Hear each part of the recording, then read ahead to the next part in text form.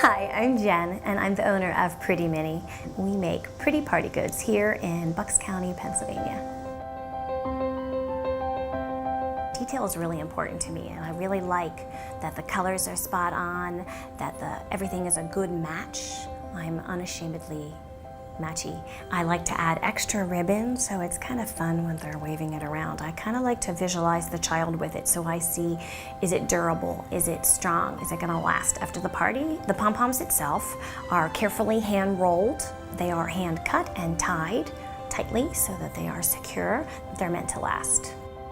It's important for me to hand make the products because I don't know, a lot of love goes into it and a lot of care and a lot of detail, and I like things to be done just so.